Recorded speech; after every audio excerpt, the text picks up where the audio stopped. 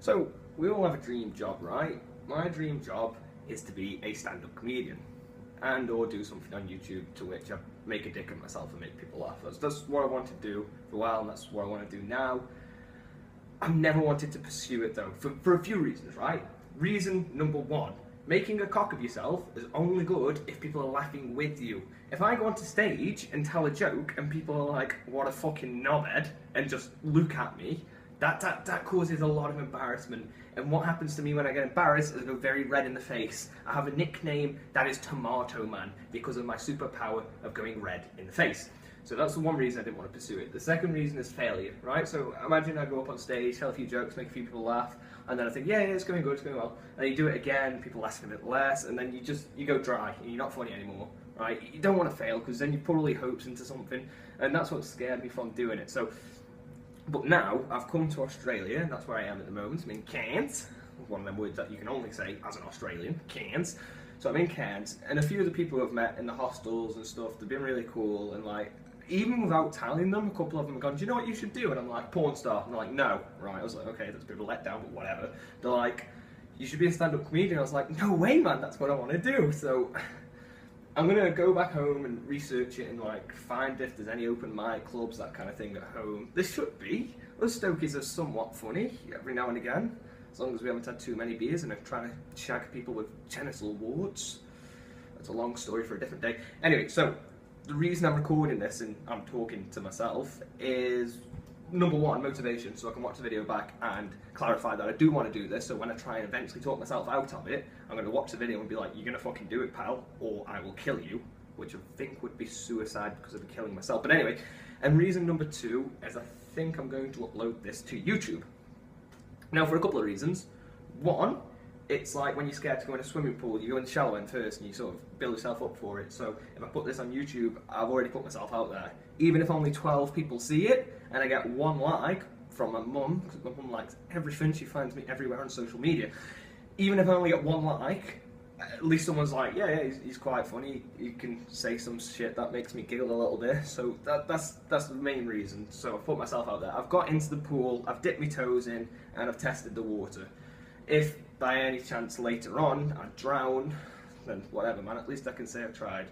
So that's why I'm doing that. So what I'm going to do now, we're about two minutes, almost 3 minutes into the video. I'm going to tell a story that's going to last probably 6-7 minutes. I'm going to try and get the video to 10 minutes, okay? So this is my story. I've told this story many times, and it's always been the same every time, okay? So, picture the scene, I'm 15. Now I know what you're thinking, you already look 15, I'm actually 19, so fuck you.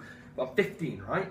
We're going to house parties at this time. It's when you go out and you drink, and you shouldn't really be drinking, but anyway, yeah, 15, 16. And just come out of my major first long-term relationship, right? Bitch cheated on me, but let's just ignore that. So I come out of my first long-term relationship, right? And I'm miserable, I'm depressed. What do you do when you're miserable and depressed? Depressed. What do you do when you're miserable and depressed? You get absolutely wankered. So, that's what I did. I went to this house party. I probably rocked up there at about 7 o'clock. By 9 o'clock, which is 2 hours and 4 WKDs later, I am wasted. And somebody looked at me like, okay, he's very drunk. What we need to do is make him a glass of water, sit him down, and just maybe stroke his hair a little bit, tell him it's going to be okay. So they sat me down, they got me a glass of water, and the glass of water was to my right. Somebody was drinking gin that night. I don't know who hates themselves enough to drink gin. Something very wrong with that person. Someone was drinking gin, anyway. And there was a glass of gin to my left. Now you can probably see where this is going.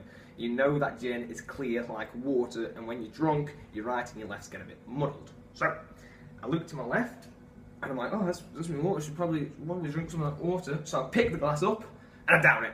I scull it, I neck it, whatever word you want, it's gone.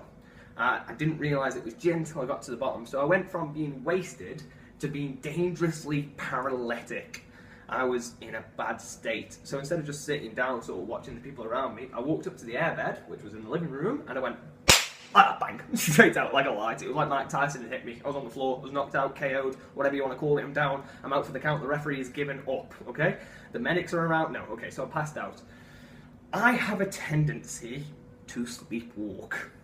Now when you're drunk, it's drunken sleepwalking, which is a special form of transport, because when you sleepwalk, you already do things that don't make a lot of sense. Like when I was a kid, I tried to put like a DVD into the toaster. Mum's looking at me like, what are you doing? I'm like, should I make some toast, Mum? What does it look like? So you already do stupid things when you're sleepwalking, but when you're drunk and sleepwalking, you do even more stupid things, worse things. So I get up, and what I'm about to tell you has only been told to me, because I can't remember doing any of this, hence the drunken sleepwalking. So I get up, I'm stumbling around, and I find my best friend Isaac. And Isaac's like, pal, Tom, what are you doing? What's wrong with you, man? I'm like, pee-pee. Isaac, pee-pee. Of course, pee-pee. Why not pee-pee? What do you want to do when you wake up drunk? You want to fucking pee-pee. So I'm trying to pee-pee. So I'm walking around. I don't know where the bathroom is. I'm just saying the word pee-pee. That's my only form of communication at this point. That is where I've devolved to, the word pee-pee. So I tried to go on these stairs. There's this like cupboard that Harry Potter used to live in under these stairs. I tried to piss in there. And this is when my friend Isaac comes to my assistance. He's like, okay, he doesn't know how to use a toilet anymore. His IQ has gone down by at least 90 points. I'm -5 IQ right now. So he tries to direct me to the toilet, but some bitch is in there throwing up because she can't handle alcohol. Then again, saying that, what I'm about to tell you next sort of indicates I can't handle my alcohol either. Anyway, go to the toilet, try and open it, it's locked, somebody's throwing up, they've had too much, yeah? So the only next thing we can do is go outside. So we walk to the front door, Isaac's sort of like, come on Tom, go outside, and we try the door handle, it's locked. We're at a house party, it's not our house, we don't know where the key is, what am I going to do? So in my drunken, sleepwalking state, I thought it'd be a smart idea to whip out my genitalia and just piss up the front door. I just went for it. I did it. Pissed up the front door. Now what you're thinking is, okay, he was inside the house, pissing up the front door from inside. That's weird, but it's not that bad. I've done worse myself. I've shit on my cat. That's what you're thinking, you fucking freak. But what happened next was a little bit worse. Sometimes the communication between your bladder and your head when you've had too many is a bit fuzzy.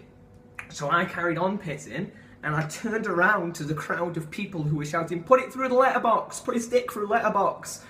And I just pissed in front of them, just in front of them. They saw everything, they saw the fountain that was coming out, and I just pissed. And then, continuing that, I put it away in my jeans, and pissed myself. So, 3 checklists here of drunken idiocy. 1, pissing inside someone's house up the front door.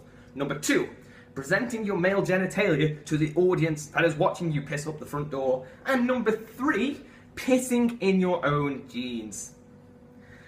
The triangle of idiocy is complete. I am a moron. So, not remembering any of this, I went back to the iPad, crashed. Before that, the people who were around me were nice enough to undress me and put a sheet around me. And apparently, I was running around with this sheet wrapped around me, pretending it was a toga and that I was Roman.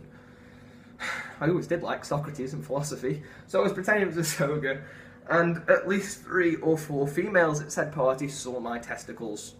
I don't think that's a bad thing, try before you buy kind of thing. So I passed out back on the airbed in this sheet. Now this is the worst part for me, anyway, because I can't remember any of that, so I'm not really that ashamed about it, because I can't remember it, although somebody did record it. So I wake up in the morning, I'm dazed, I'm confused, I've got a hangover, I'm just looking around, what the fuck's gone on? And there's this smell in the air. I'm like, what the fuck is that? That's urine. Whose urine's that? Who's piss?